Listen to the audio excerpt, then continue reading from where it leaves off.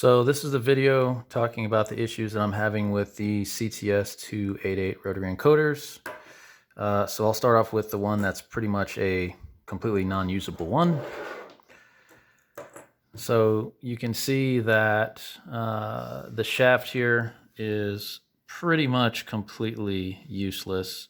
The only way for me to remove the knob was to use enough brute strength between two pairs of vice grips, pliers, to pull it apart from the shaft.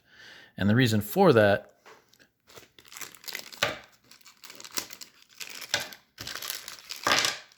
is because these two aluminum billet knobs did not fit on the shaft properly.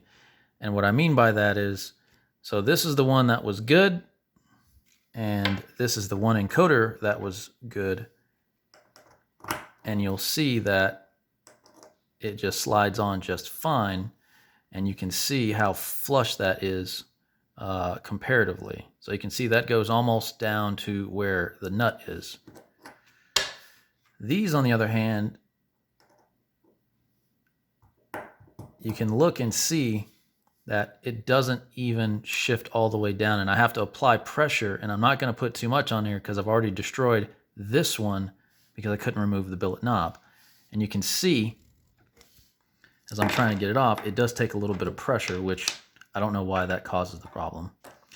The other issue is the fact that the knob itself has difficulty with regards to the detent. And I do apologize because I'm trying to have to maneuver some components here to see if they will help me keep this upright. So with regards to this one, I'll try to turn it by hand,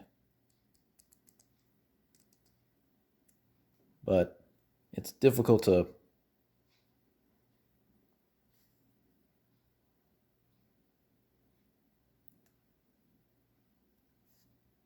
but you can see it takes some effort to rotate it, which is good. These, on the other hand, they take pretty much no effort. And there's barely any detent at all. And unfortunately, as you rotate the shaft from time to time, the detent goes from a noticeable notch to almost being completely smooth, which I don't think is the way they're supposed to work. And these three that were still intact are the same way. Like, you can see how easy these rotate. Like, there's pretty much no detent with that. But again, going back to this one, you can audibly hear the difference in the amount of detent. So I don't know if it was just an issue with them or not, but yeah. And then again, you can kind of see the difference here, how that knob slides on, and then you compare it to this one, which the only way for me to get it down there is to really force it, which is what I don't want to do because they end up getting stuck.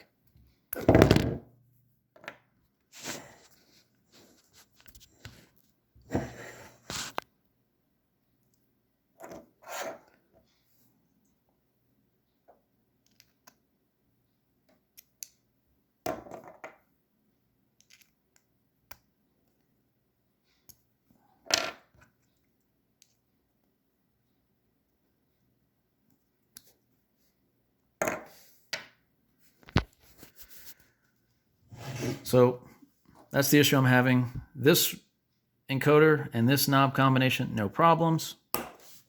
I do have some other encoders that I bought from you that are the ones that have the long shafts, and I already left them installed, but you can tell the immediate difference on these. Oh, that's not screwed in all the way.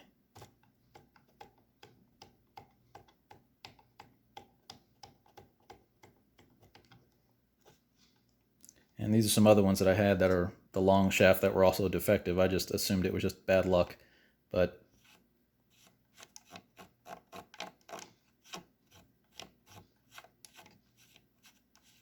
you can tell how it just goes from a detent to being smooth.